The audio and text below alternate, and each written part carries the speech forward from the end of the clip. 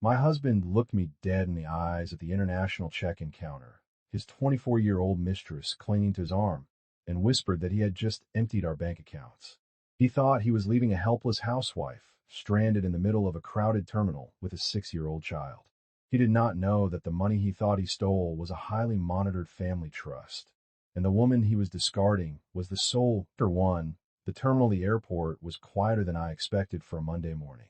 It was not silent, just muted, like the world had turned the volume down to make room for thoughts no one wanted to have. I held my 6-year-old son Leo's small hand as we rolled our carry-on across the polished floor. The wheels clicked in a steady, monotonous rhythm that grounded me more than I realized. Leo was half awake. His gray hoodie was zipped all the way up to his chin, and his small head leaned heavily against my arm. We were supposed to be flying out to see my parents for a week. A simple trip. A reset. That was what I had told myself while packing the night before, folding his clothes with careful precision, pretending the growing, echoing distance between my husband and me was just a temporary phase. Julian had not replied to my last text message. I had sent it an hour ago. We were at the airport, gate 42. I told myself he was busy. He was the chief financial officer of a rising tech firm in Chicago. He was always busy. The departures hall smelled faintly of roasted coffee and chemical disinfectant. Huge digital screens flickered overhead, flights scrolling by like other people's lives moving forward, whether you were ready or not. I checked my phone again, more out of habit than hope, and slipped it back into my leather tote when the screen remained blank. That was when Leo stopped walking. "Mom," he said softly, his small fingers tugging on my hand. I followed his gaze. At first, I only saw a familiar silhouette standing near the first-class international check-in counters. Broad shoulders, a tailored camel hair coat, the impeccable posture of a man who always knew exactly where he was going. My chest tightened before my mind could fully catch up. It was Julian. For half a second, just half a second, a pathetic wave of relief washed over me. Maybe he had come to see us off. Maybe the silence over the past 3 days had meant nothing. Maybe I had been entirely wrong about all the late nights, the hidden phone screens, and the things I had been quietly afraid to name. Then I noticed the woman standing beside him. She was not touching him, not obviously, but she stood close enough that their sleeves brushed, close enough to belong completely in his personal space. She laughed at something he said, her head tilting toward him in a way that felt heavily practiced and deeply intimate. Julian smiled back at her. It was a warm, bright, unburdened smile. It was the exact kind of smile I had not seen directed at me in over a year. My breath caught, sharp and sudden, as if the oxygen in the terminal had been instantly violently vacuumed out. Around us, businessmen and families hurried past with passports and purpose, entirely unaware that my life had just cracked open on the polished linoleum floor. Leo's fingers tightened around mine. "Mom," he whispered again, his voice confused but remarkably calm. "Is Daddy leaving too?" For a few heavy heartbeats, I could not move. I stood there with my son's hand locked in mine, my body frozen, while my mind scrambled to build a wall to protect me from what my eyes were already accepting. Julian was really there. It was not a trick of the fluorescent light. And for one fragile, foolish second, my brain tried to rationalize it anyway. Maybe the blonde woman beside him was a junior executive. Maybe this was one of those rushed emergency business trips to London he never explained well. Maybe he had planned to surprise us, to walk over any moment, kiss my cheek, and ruffle Leo's hair like he used to do. I clung to that thought the way a drowning sailor clings to a piece of floating wreckage, knowing it would not save them, but completely unable to let go. Then Julian turned slightly, not toward me, toward her. He leaned in just enough to hear her over the ambient noise of the terminal. She whispered something, and he laughed under his breath. It was soft, genuine, and completely relaxed, the kind of laugh that comes from deep comfort. My stomach dropped into a bottomless abyss. This was not accidental closeness. The space between them was not the polite distance of colleagues. It was earned. It was familiar. "Why isn't Daddy waving?" Leo asked quietly, looking up at me. I swallowed hard. My mouth opened, but my throat was entirely dry. I did not trust myself to speak without breaking into a million pieces. Julian reached for the handle of a suitcase sitting on the scale. It was not his usual black ballistic nylon luggage. It was a pristine, cream-colored designer trunk. It was unmistakably hers. But as his hand grasped the handle, I recognized the luggage tag. It was a vintage leather tag with a gold monogram. My monogram. He was letting her use the luggage I had bought for our honeymoon in Italy. Their fingers brushed over the handle, lingering for a fraction of a second too long to be innocent. That was when the denial evaporated, not as panic, but as absolute, horrifying clarity. He had not come to see us off. He was leaving the country with her. The airport suddenly felt entirely too bright, too open, and vastly too large. Every automated announcement over the loudspeaker scraped like sandpaper against my nerves. Every passing stranger felt intrusive, as if the entire terminal had front row tickets to a tragedy I'd spent months trying to avoid. I should have turned away.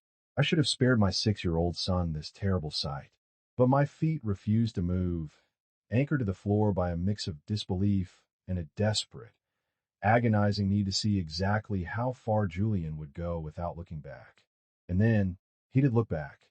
His eyes swept casually over the crowd and landed directly on us. The color instantly drained from his handsome face. He did not look guilty. He did not look remorseful. He looked annoyed. The young woman beside him followed his gaze. Her expression shifted from carefree giggling to cold calculation in a matter of seconds. Her eyes moved over me, taking in my practical traveling clothes, my exhausted face, and then down to Leo. She was assessing, measuring, deciding. Julian straightened his spine, his jaw tightening, as if preparing for a physical impact. I felt Leo's grip tighten again. In that exact moment, I understood something with terrifying certainty. Whatever happened in the next 5 minutes would permanently alter the trajectory of all our lives. I noticed the woman fully only after Julian froze. Until then, she had been a blur at his side, an outline my mind had violently resisted giving a shape to. But once Julian's body stiffened, my attention shifted to her with a sharp, clinical focus.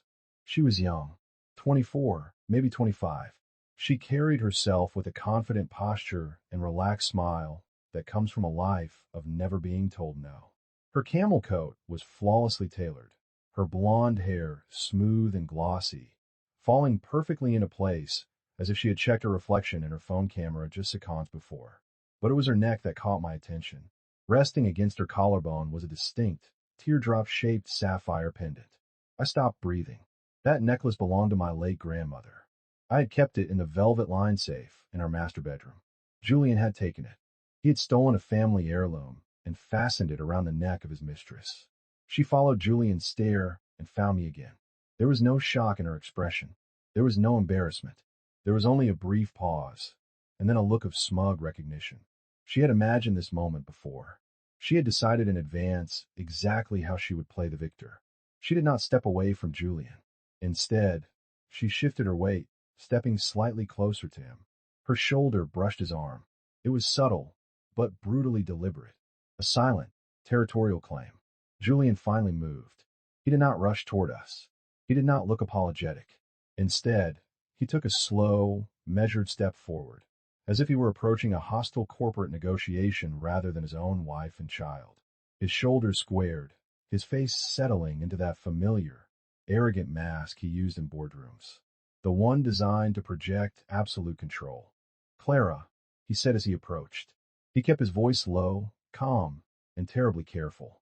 "What are you doing here? Your flight isn't for another 2 hours." I stared at him. The sheer audacity of the question temporarily paralyzed me. "Can we talk somewhere else?" Julian added, glancing nervously at the people walking past us. "Somewhere else. Not I am sorry. Not I can explain. Just damage control." I realized then that he was not panicking because he had broken my heart. He was panicking because he had been caught in public. "This isn't the place for a scene, Clara," he added, his tone sharpening slightly when I did not immediately obey. "Let's not do this here. Do this." As if I were the one causing a problem by simply existing in the same room as his infidelity. Leo shifted closer to me, his small body instinctively seeking shelter. I felt his fingers press deeply into my palm, grounding me in a way Julian never could. "You didn't tell me you were traveling today," I said evenly. I was entirely surprised by how steady and cold my own voice sounded. Julian exhaled through his nose, irritation flashing across his face before he quickly masked it. It is complicated. That was his second mistake. Complicated was the word cowards used when the truth was too ugly to say out loud. He glanced back at the blonde woman. Chloe, I would later learn her name was. Then he looked back at me, lowering his voice even further. We will talk later tonight. Over the phone. I don't want Leo hearing things he doesn't need to hear right now. Something inside my chest turned to absolute ice. He was already framing this encounter as my potential failure. He was treating me as an emotional liability, a ticking time bomb that he needed to defuse before I embarrassed him in front of the first-class lounge. I think Leo already knows enough, I replied, my voice dropping to a whisper that carried more weight than a scream. Julian's eyes flicked down to his son for the very first time. Hey, buddy, he said, forcing a tight, unnatural smile that did not reach his cold eyes. You okay? Leo did not answer. He just looked up at his father with an expression that was entirely too old for a 6-year-old. He was quiet, observant, and profoundly disappointed. Chloe shifted beside the luggage cart, clearly impatient now. This was not the clean, cinematic break she had imagined. This was messy, public, and deeply human. Julian straightened again, his voice growing firmer. I said we will discuss this privately. I will call you when I land in Paris. He said it like a conclusion, like a boardroom decision already finalized and stamped. And in that moment, I saw exactly who Julian Mercer was when the world did not bend to his will. A man who believed calmness was a substitute for morality. A man who thought my silence meant his victory. A man who had absolutely no idea how much he was about to lose. His forced smile lingered in the air, thin and fragile like glass stretched too far. He waited for Leo to respond, perhaps expecting a nod or a word that would allow him to pretend this catastrophic moment could still be managed. Leo said nothing. Instead, my son looked up at his father with steady, unwavering eyes. The kind of eyes that were no longer searching for reassurance. I felt Leo's hand loosen from mine as he took a small, brave step forward. He was no longer hiding behind my legs. Dad, Leo said quietly. Julian's shoulders relaxed just a fraction, as if relieved the boy was going to play along. Yeah, buddy. Leo hesitated. I could see the heavy thoughts lining up behind his young eyes, slow and careful. He wasn't confused. He wasn't angry. He was simply trying to understand a massive failure that the adults in the room were too cowardly to explain. Are you going on an airplane with her? Leo asked, nodding his small head toward Chloe. Because you don't want to come home to us anymore. The words were so simple. There was no accusation in them, no raised voice, no childish crying. Just a boy's honest attempt to place the broken pieces of his family where they belonged. The effect was instantaneous and nuclear. Julian's face drained entirely of color. His mouth opened, then snapped closed again. Whatever slick corporate answer he had prepared for me, whatever twisted version of the truth he thought he could sell to a judge later, completely collapsed under the crushing weight of his son's innocent question. A few feet away, Chloe stiffened. For the first time, her arrogant confidence cracked. She looked at Julian, waiting for him to fix it, to explain it away, to protect the glamorous, carefree image she had stepped into. He couldn't. People walking nearby slowed down. Some pretended to check their boarding passes while clearly straining to listen. The ambient noise of the airport seemed to fade entirely, replaced by the crushing, quiet pressure of public attention. That's not. Julian started, then stopped. He swallowed hard, his Adam's apple bobbing in his throat. It's not that simple, Leo. Leo frowned slightly, his brow furrowing. But it feels simple. I felt a physical ache in my chest. I wanted to pull Leo back, to shield him from the agonizing silence that followed, to protect him from the truth Julian was too much of a coward to admit. But a voice deep inside my head told me to stay perfectly still, to let this brutal moment exist. Julian knelt down, his movements awkward now, entirely stripped of his usual arrogant grace. Buddy, grown-up things can be really confusing, he said, his voice rougher, tinged with a desperation he could not hide. Sometimes people make mistakes, but it doesn't mean I don't care. Leo tilted his head, looking directly into his father's eyes. Then why do you look so scared, Dad? That did it. Julian froze, his hands hovering uselessly in the air between them. He looked exactly like what he was. A man cornered not by a screaming, hysterical wife, but by a child who saw completely through his lies without a drop of effort. I felt tears burn behind my eyes, but I refused to let them fall. This was not the moment for my pain. This was the moment Julian's son saw who he really was. And Julian knew it. As he looked up from Leo to me, profound shame finally replaced the irritation in his eyes. For the first time that morning, he understood that he had crossed an irreversible line. No matter how he explained this later, no matter how carefully his expensive lawyers rewrote the narrative, the absolute truth had already been spoken, and it had not come from me. Julian rose slowly from his crouch, his face tightening as if he were bracing himself against a physical blow. But the shame Noah had uncovered lasted only a few seconds before something much colder replaced it. I recognized that look. I had seen it before in arguments late at night, when he realized he could not win by outsmarting me. So he changed tactics. "Okay," Julian said quietly, aggressively straightening his camel coat.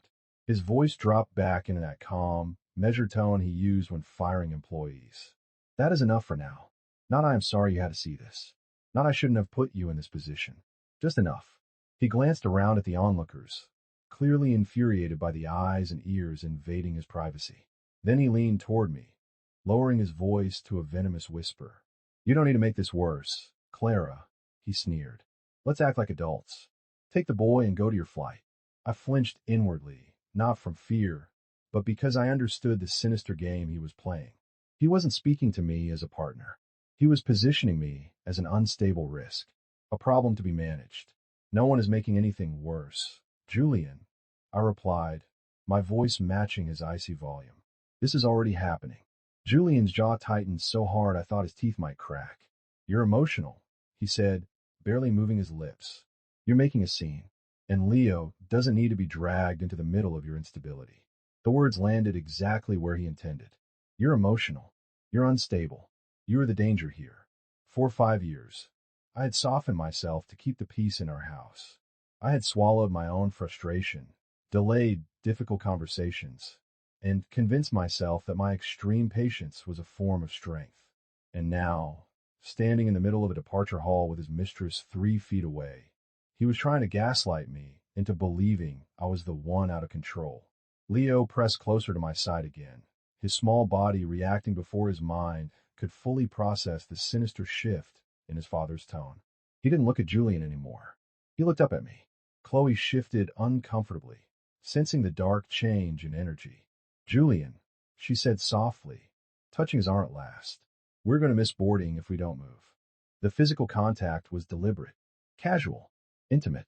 She said it like a gentle reminder, not a request. Julian hesitated for exactly 1 second. His eyes flicked to Leo, then back to Chloe's manicured hand resting on his sleeve. I watched the calculation happen in his eyes in real time. The weighing of consequences. The instinctive choice of the path that required the least amount of immediate discomfort. He didn't pull away from her hand. Instead, he nodded. "Give me a minute." Chloe stepped back half a pace, but a victorious, mocking smile touched her lips as she turned away. She was already entirely confident in the outcome. She knew he would follow her. I realized then that Chloe was not nervous. She wasn't afraid of me or the situation. In her version of the story, Julian would calm the hysterical wife down, explain away the assets, and leave for Paris. I would eventually fade into the background, emotional, broke, and manageable. Julian turned back to me, an ugly urgency creeping into his tone. "We will talk tonight," he said. "I promise. Just take Leo and get on your plane. Go see your parents." The words sounded incredibly hollow.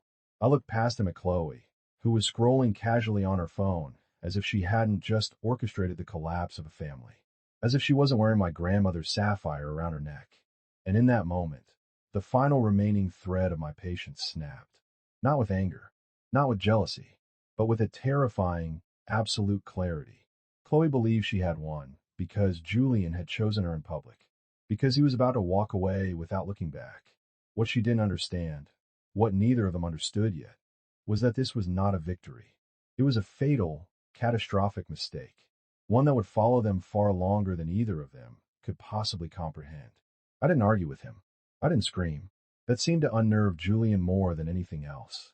He was braced for resistance, for tears, for a screaming match he could record and use against me in a custody battle. He had rehearsed his calm, condescending responses. What he hadn't prepared for was absolute, chilling silence. I looked at him one last time, not with anger, but with something far more dangerous. Complete detachment. Okay, I said simply. The word landed between us, flat and terribly final. Julian blinked, clearly thrown off balance. That's it? He asked, a flicker of paranoia entering his eyes. I nodded. That's it. No accusations. No ultimatums. I don't need them. I turned to Leo and crouched down, bringing myself to his eye level. His small eyes searched my face, looking for signs of panic or fear. I gave him none. Hey, I said softly, brushing his soft hair back from his forehead. Are we still going on our airplane? Without Daddy? He asked quietly. Yes, I replied, my voice steady and warm. Just us. Leo considered this for a moment, then gave a small, brave nod. Okay. I stood up and grabbed the handle of our carry-on suitcase. The simple weight of it felt grounding. Real. I took Leo's hand again and turned away from Julian without another word. Behind us, I heard Julian exhale sharply. Clara. I didn't stop.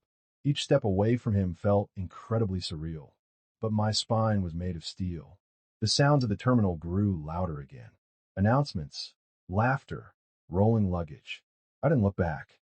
I knew if I did, he might see a flicker of humanity in my eyes. And he did not deserve my humanity anymore. What mattered was the way Leo's hand fit perfectly in mine. As we walked, my phone vibrated in my leather tote. I didn't check it. Julian could wait. The explanations could wait. Because in that moment, walking away through the crowd, I finally made a decision for myself. Julian thought he was discarding a dependent wife. After the dead accounts, the hotel room in my parents' quiet, affluent suburb of Boston was exactly what I needed it to be.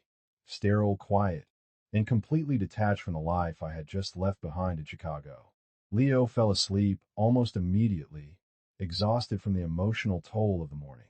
His small chest rose and fell in a steady, reassuring rhythm on the oversized hotel bed. I watched him for a long time, memorizing the calm on his face, absorbing the innocence I was determined to protect at all costs. Only then did I let myself walk over to the small desk by the window and sit down. My hands were remarkably steady. The adrenaline of the airport had burned away, leaving behind a cold, mechanical focus. I pulled my laptop from my tote bag and opened it. I connected to the hotel's secure Wi-Fi. I bypassed my personal email, where I knew Julian's frantic, gaslighting messages were currently piling up, and logged directly into our primary joint banking portal. I stared at the screen. I refreshed it. The numbers did not change. Our joint checking account, which usually held enough to cover our mortgage, utilities, and daily expenses, had a balance of $114.20. Our primary savings account, which held the $80,000 we had saved for the upcoming kitchen renovation, was completely empty. I scrolled through the transaction history. The money had not vanished overnight. It had been systematically and methodically drained over the past 6 weeks. Large transfers of $5, $10, and $15,000 moved into an offshore LLC I did not recognize. He had not just planned a romantic getaway with his mistress. He had planned a complete financial execution. He had intended to leave me stranded, broke, and begging him for child support while he controlled the narrative from Paris. My phone buzzed on the desk. An email notification popped up in the corner of my screen. It was from Julian. Clara, we need to talk about logistics and finances. I don't want this to get messy. Let's handle this amicably for Leo's sake. Amicably. He steals our life savings, takes his 24-year-old mistress to Europe, and then dares to use my son as leverage to demand an amicable divorce. I closed the banking tab. I didn't cry. I didn't panic. Panic was for women who had no other options. I reached into my bag and pulled out a secondary, encrypted smartphone. It was a device Julian did not know existed. I had kept it powered off and hidden in the lining of my luggage for the entirety of our 5-year marriage. I held the power button. The screen illuminated with a stark, biometric lock screen. I pressed my thumb to the sensor. The device decrypted. I opened a contact list. It contained exactly one name. Rachel Whitmore. Rachel was not a divorce attorney I had randomly met in a coffee shop. She was the chief legal counsel and primary fixer for the Vanguard Global Syndicate, the $40 billion private equity and real estate conglomerate founded by my father, Arthur Vanguard. 4 or 5 years, I had lived as Clara Mercer, the quiet, supportive wife of a rising tech CFO.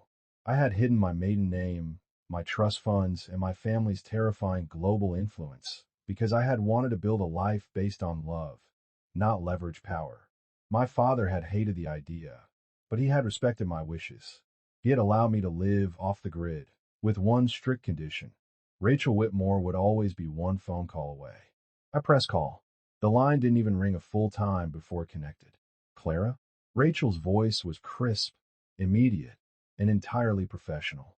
Rachel, I said, my voice dropping an octave, returning to the cold, authoritative tone of a Vanguard heir.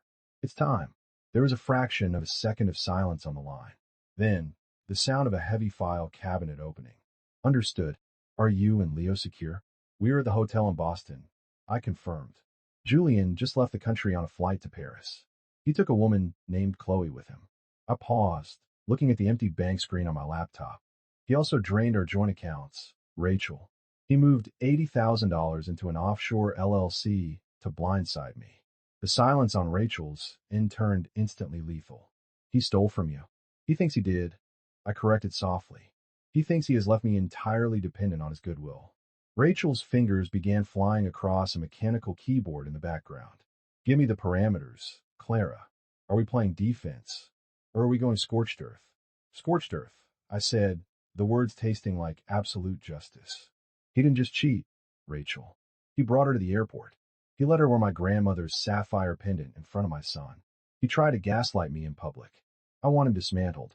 I heard a dark, satisfied hum from Rachel, initiating asset recovery and hostile liquidation protocols. Where does he work? He is the CFO of Apex Technologies in Chicago, I said. Apex, Rachel mused, the typing accelerating. Interesting. Vanguard Global holds a massive debt portfolio on Apex's parent company. We practically own the building he works in.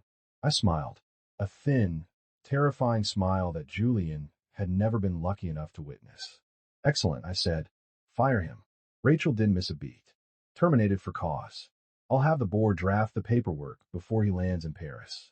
What about the offshore accounts he moved the money to? He used a Delaware shell company, I explained. Track the IP address of the transfers. He likely did it from his home office or his work laptop. If he used corporate servers to move personal, contested marital funds across international lines, that is federal wire fraud. I'll flag it to the SEC and the FBI's Financial Crimes Division within the hour. Rachel confirmed. His personal accounts? Freeze them, I ordered. All of them. His checking, his secret stock portfolios, his 401k. Leave him with absolutely nothing but the cash in his wallet. Done, Rachel said.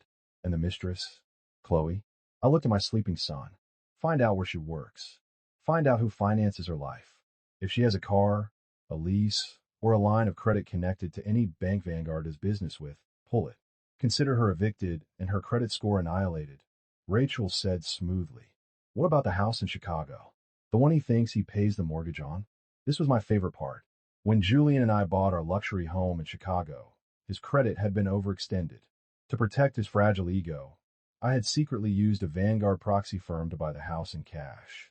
We then set up a dummy mortgage company. Julian had been proudly writing a $5,000 check every month to a bank that didn't exist. He was essentially paying rent to my family's charitable foundation. Cancel his lease, I said. He's a squatter. Have the locks changed today. When he flies back from Paris, I want him to find his designer suits sitting in garbage bags on the front lawn. It will be handled before noon, Rachel assured me. Clara, he is going to realize very quickly that he crossed the wrong bloodline. He will panic. He will try to contact you. Let him try, I said, closing my laptop. I want him to feel the exact same terror he tried to inflict on me today. The terror of having absolutely no control over your own survival. I hung up the phone. I walked over to the bed and lay down next to Leo. I pulled the blanket up over his small shoulders. He sighed in his sleep, his face peaceful and completely safe. Julian Mercer thought he had engineered the perfect crime. He thought he had outsmarted a quiet, compliant wife. He didn't know that by taking my money, He had just given me Chapter 3, The Paris Problem 12 hours later. Julian Mercer was sitting in the first-class lounge of Charles de Gaulle Airport in Paris, feeling like a god. He sipped a glass of complimentary vintage champagne, watching Chloe snap a selfie with her new designer luggage. The flight had been magnificent. He had spent 8 hours drinking, planning his future, and congratulating himself on his flawless execution. He had left Clara with nothing. She would panic, she would cry, and, eventually, she would accept the crumbs he offered her in the divorce settlement just to keep a roof over Leo's head. He was holding all the cards. Chloe slid into the leather armchair next to him, kissing his cheek. The hotel car is waiting, baby, she purred. The George V. I can't wait to see the suite. Julian smiled, pulling out his sleek black American Express card. Let's go. We'll put a massive hold on the card for room service. We are celebrating tonight. They walked out to the arrivals curb. A luxurious black Mercedes S-Class was waiting. Julian handed his card to the driver to swipe for the deposit on the private transport. The driver inserted the card into his mobile terminal. He waited. He frowned. He swiped it again. Monsieur, the driver said politely, his thick French accent laced with apology. The card is declined. Julian chuckled, shaking his head. That's impossible. Try it again. It's a corporate account. Sometimes international flags get tripped. The driver tried a third time. The machine beeped in angry, discordant tone. Decline, monsieur. Do you have another form of payment? Julian's smug smile faltered slightly. He pulled out his personal visa. Here, use this. The driver swiped it. Declined. Chloe frowned, crossing her arms. Julian, what is going on? I'm tired. I want to go to the hotel. It's just a bank glitch, Julian snapped, feeling a sudden, irritating prickle of anxiety. He pulled out his phone. He had turned off airplane mode 10 minutes ago, but he hadn't checked his emails yet. He opened his banking app, intending to quickly authorize the overseas charges. The app loaded to a stark, white screen. Account suspended. Suspected fraudulent activity. Please contact your branch administrator. Julian stopped walking. The champagne suddenly tasted like battery acid in his throat. He quickly toggled over to his Charles Schwab investment portfolio. He had over $500,000 in tech stocks and liquid assets. Balance, $0. Assets frozen pending SEC investigation. Julian? Chloe asked, her voice losing its sweet, purring quality. Her eyes narrowed as she looked at his pale, panicked face. What is wrong? Julian didn't answer. His fingers were flying across his screen, opening his corporate email. He needed to contact his assistant to fix this immediately, but his corporate email wouldn't load. It asked for his password. When he entered it, a red banner appeared. Credentials revoked. Contact Human Resources. His personal Gmail app chimed. A message had come through. The sender was not Clara. It was not his bank. It was an email from the board of directors at Apex Technologies.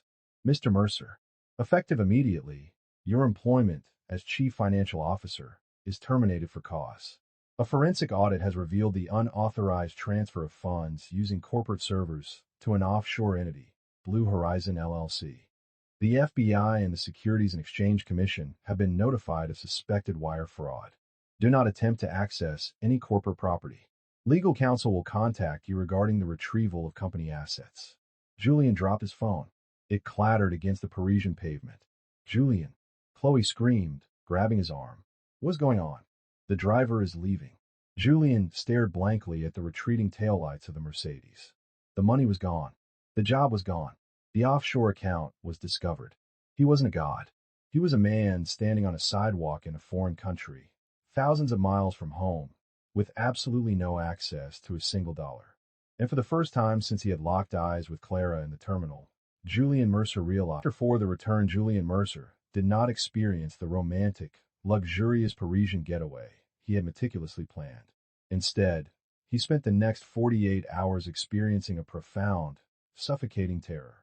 With all of his credit cards declined and his accounts frozen, Julian and Chloe were stranded at Charles de Gaulle Airport. They could not check into the George V hotel. They could not even afford a taxi into the city. Chloe, realizing very quickly that the man she thought was a multimillionaire was currently unable to buy her a croissant, threw a spectacular, screaming tantrum in the middle of Terminal 2. You lied to me, Chloe shrieked, her face red, drawing the stares of hundreds of passing travelers. You said you had millions. You said we were going to be set for life. Keep your voice down. Julian hissed, frantically dialing his bank's international customer service line for the 20th time, only to be met with the same automated message stating his accounts were under federal hold. I am fixing it. It's a misunderstanding. I am not staying here with a broke loser. Chloe screamed. She pulled out her own phone, furiously dialing her father to beg for a flight home. When her call connected, her face went completely white. Her father, an executive at a mid-tier logistics company, had just been informed that his daughter's name was listed as a co-conspirator on a federal wire fraud investigation involving Apex Technologies.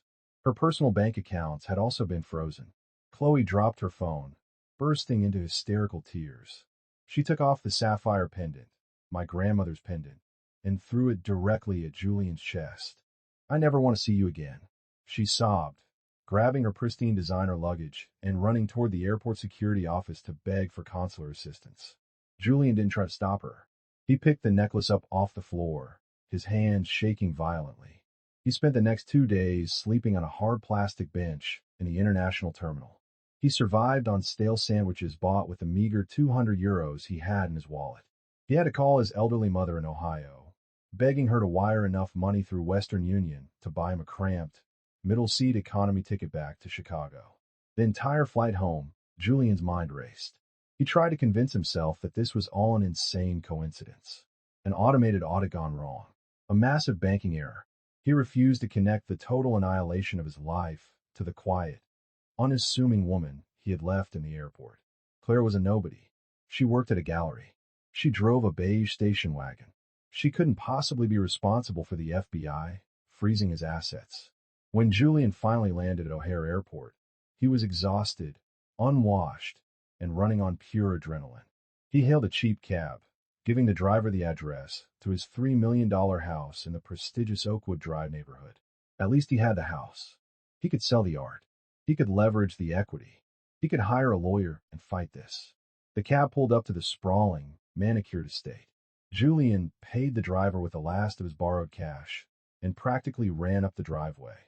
He reached the heavy mahogany front door and pulled his keys from his pocket.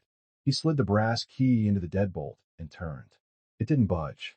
Julian frowned. He jiggled the key, pushing his shoulder against the heavy wood. The lock refused to turn. It wasn't just stuck. The entire internal mechanism was different. The locks had been completely changed. He stepped back, confusion morphing rapidly into panic.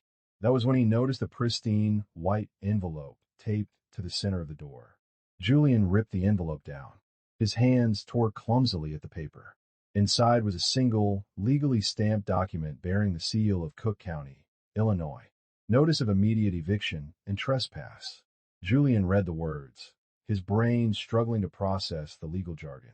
This property, legally owned and operated by the Vanguard Property Trust, has terminated the fictitious lease agreement with the tenant, Julian Mercer, due to fraudulent financial disclosures.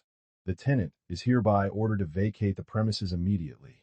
Any attempt to enter the property will result in immediate arrest for criminal trespass. Julian stopped breathing. Vanguard Property Trust? Fictitious lease? He backed away from the door, stumbling off the porch and onto the wet grass. He looked up at the massive, imposing house he had proudly claimed as his kingdom for 3 years. He had paid $5,000 a month for this house. He had hosted dinner parties here. He didn't own it. He had never owned it. Hey, a sharp, authoritative voice barked from the driveway. Julian spun around. 2 large men in dark tactical suits were walking toward him. They were not local police. They wore the insignia of Vanguard Executive Security, a private, elite contracting firm. Mr. Mercer, the lead guard said, his hand resting casually near his utility belt. You are trespassing on private corporate property. I live here. Julian screamed, his voice cracking with hysteria. My clothes are in there. My life is in there. Your personal belongings were packed and removed from the premises yesterday, the guard stated coldly, pointing toward the end of the driveway. Julian turned his head. Sitting on the curb, next to the municipal trash cans, were 6 heavy-duty black garbage bags. You have 2 minutes to collect your refuse and vacate the neighborhood, the guard continued. If you do not comply, we will detain you until the authorities arrive to process your trespassing charge. And considering there is currently an active federal warrant out for your arrest regarding wire fraud, I highly suggest you start walking. Julian stared at the garbage bags. His bespoke Italian suits, his expensive watches, tossed on the curb like literal trash. He fell to his knees on the wet concrete, the reality of his total, absolute destruction finally crushing the last remnants of his arrogant ego. He was homeless. He was penniless. He was facing federal prison. And as he knelt there in the mud, a sleek, armored black SUV pulled smoothly to a stop across the street. The tinted rear window rolled down. Julian looked up. I was sitting in the back seat. I wore a sharp, tailored camel hair coat, infinitely more expensive than the one he had worn to the airport. My hair was perfectly styled. My eyes were cold, clear, and completely devoid of pity. Clara? Julian gasped, staggering to his feet. He took a step toward the car, but the two security guards instantly blocked his path, crossing their arms. Clara, please. Julian begged, tears streaming down his unwashed face. I don't understand. What is happening? The house, the bank. I didn't raise my voice. I didn't need to. The silence of the affluent neighborhood carried my words perfectly. I told you not to make a scene at the airport. Julian, I said evenly. I told you we were already handling this. You did this? Julian whispered, his eyes wide with a horrific, dawning realization. You are Vanguard. I am Charlotte Vanguard. I corrected him smoothly. Sole heir to the Vanguard Global Syndicate. Julian swayed on his feet, as if he had been physically struck. The art gallery, the station wagon, all of it was a test, I said. A test to see if you could love me for who I was, not for what I could buy you. A test to see if you had the character to be a partner, or if you were just another parasite waiting to drain a host. I looked at the garbage bags on the curb. You failed, Julian. Spectacularly. Clara, please. I'm sorry. I was stupid. I was stressed. I'll do anything. Julian sobbed, falling to his knees again. I love you. I love Leo. I felt absolutely nothing looking at him. The man I had loved had never existed. He was a performance, and the performance was over. You love control, Julian, I said quietly. You loved the feeling of taking my money to buy a necklace for a 24-year-old girl, and then looking me in the eye and telling me I was the one who was unstable. You thought I was weak because I chose patience. You thought I was stupid because I chose silence. I leaned forward slightly, resting my arm on the windowsill. You forgot the most important rule of power, Julian. The loudest person in the room is rarely the most dangerous. I pressed a button on the console. The tinted window began to roll up. Wait, please. Julian screamed, scrambling forward in the mud. The window sealed shut, cutting off his pathetic cries entirely. I tapped the partition, separating me from the driver. Take me to the corporate office. Arthur, I said to my lawyer, who was sitting in the front passenger seat. We have an acquisition to finalize. Of course, Ms. Vanguard. Arthur smiled. The SUV pulled smoothly away from the curb. I didn't look back. I didn't need to. I knew exactly what I was leaving behind. A broken, empty shell of a man kneeling in the dirt, waiting for the police sirens that were already echoing in the distance. He had wanted to leave me with nothing. Instead, I had given him exactly what he deserved. If this story lit a fire in you, if you understand the quiet, immovable power of a woman who turn on notifications, because the stories worth hearing are about the invisible women who refuse to stay down when the world pushes them to the floor. See you in the next one.